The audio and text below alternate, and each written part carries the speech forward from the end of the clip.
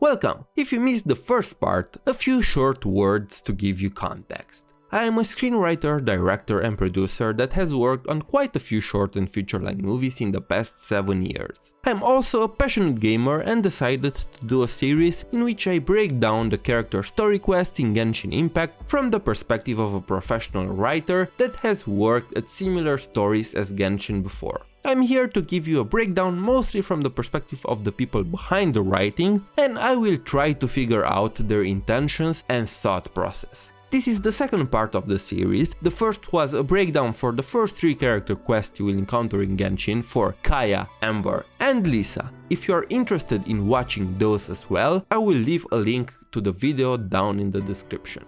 As you could guess from the title, today we are doing a breakdown for Xiangling and Xingqiu's quest. Since they are both good friends and they hail from Liyue, I just had to put them together in a single video. Without further ado, here we go!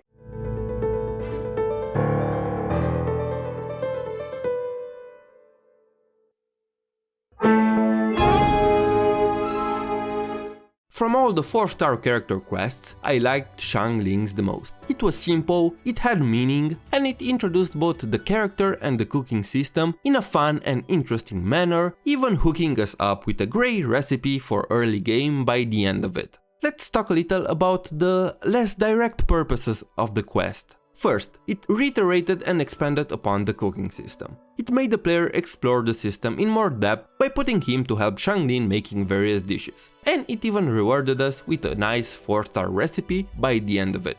I know that the cooking system in Genshin is not that interesting or complex, but this quest managed to bring attention to it in a fun and interesting way. Second, the quest also served as a quick tease for Liyue. By talking to Xiangling, we learned that there is a whole new region to be explored besides Mondstadt, with its unique culture and landscape. Liyue is a major part of the game in the later parts of your progression, especially in the mid-game parts, and learning about its culture from Xiangling really makes the player look forward into going there. In fact, it had such a strong effect on me that the first thing I did when I arrived in Liyue was to go and look for the one-min restaurant, hoping that I would see Xiangling there.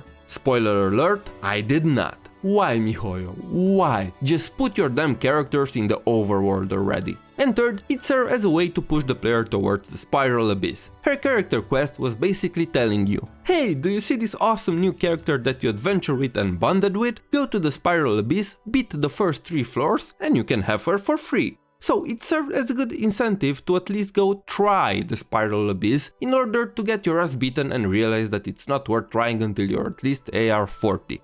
Now, let's talk more about the quest itself. I think it was very well structured and presented. It helped us to form a connection with the people from Springvale, which was very needed in order to give a player a sense of familiarity with the little town, as it had with Mondstadt in the beginning of the game. Springvale really needed that, because before doing Xiangling's quest, the whole village seemed very weird and random to me. Xingqiu's quest tries to do the same with Qinxe village, but it fails in my opinion. It focused too little on Qinxe and a whole more on Cheng the Ninth and the whole book quest, but we're going to talk about that later. Every time when I go to Springwell to farm my mushrooms or I see Draf in the story, I am like, yo Draf my boy, what's up? Stop being a to your daughter. Well, that escalated quickly. Anyway, the point is that this connection with Draf and the people of Springvale is all thanks to Xiangling's quest, which was essential for war building in this case. And of course, obviously, it introduced Xiangling, presenting us with her carefree nature and her unique take and vision on cooking. This quest has a bit of everything: great characterization, action, adventure, rivalry, and Shokugeki. What more can you ask from it? It was one of the few moments where I felt that I was really adventuring with the characters of this game. Overall, a great quest from all perspectives. I really enjoyed it. Oh, and it also served as an early introduction to the Cryo Regisvine in order to familiarize the player with some of its mechanics, so you won't get your ass kicked when you go and farm those crystals to build the chichi that ruined your pity. Xiangling's quest was a real treat, and I enjoyed every second of it. But unfortunately, I can't say the same about Xingqiu's quest. The main thing with this quest is that it suffers from the character that is not really present in his character quest syndrome that miHoYo seems to enjoy very much and applies it to quite a few of their character quests. This is a common thing they do, and some people have been complaining about it for quite a while now. But what if I tell you that this is not necessarily a problem, depending on its execution, which is where this quest fails in my opinion, and the perspective from which you look at it. This is why some people are bothered by it, while others are okay with it. So, hear me out. Usually, when you write a character-centric plot, you take the respective character and build a series of situations that form an overarching story around them. This gives you the necessary means to shape the narrative in an interesting and engaging way. But the problem with this approach, even if it can give you more interesting stories, is that it's so relying on that one character that it would fall apart without them. It is a method in which you put the character first and the world second. And from seeing how miHoYo likes to approach their stories up until this point, it's clear that the most important character for them is Teyvat itself.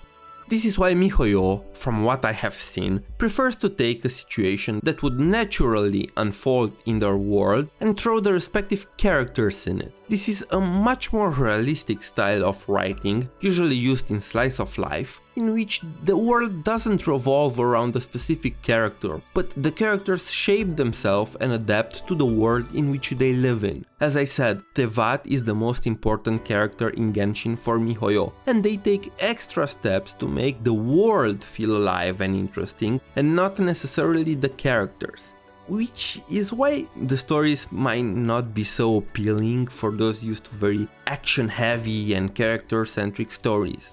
This is also the reason why some character stories feel so disconnected from their respective characters, because the plot is not built around them, and it focuses more around the world. The characters are not the main actors on the stage, but rather spectators that can only react to what is presented to them. Now, you may say that this is dumb. I mean, it's a character quest, isn't it supposed to focus on a specific character? And honestly, I really can't give you an answer here. At the end of the day, it's a matter of preferences. The character quests also do focus on the character, but as I said, in a way less spectacular manner. The story is not built around Xingqiu, but instead the traveler and Xingqiu are thrown in a situation that is naturally unfolding in Teyvat, and that being shady business between Liyue's rich businessman and the Fatui. At the end of the day, there is no right or wrong approach here, it's up to miHoYo how they want to tell their stories. Even if this approach may seem less interesting if you are not a lore guy, it's more realistic and interesting if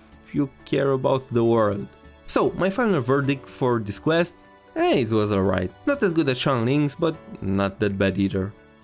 If you like this video, please show your support by liking it and leaving a comment. If you want to see more character quest breakdowns, subscribe to the channel. After I am done with the character quests, I will do the same for the main Archon quest, character hangouts, manga, and most importantly, I plan to do a similar series for Genshin Impact, in which I will break down the main story of the game and the manga from start to finish. Thank you.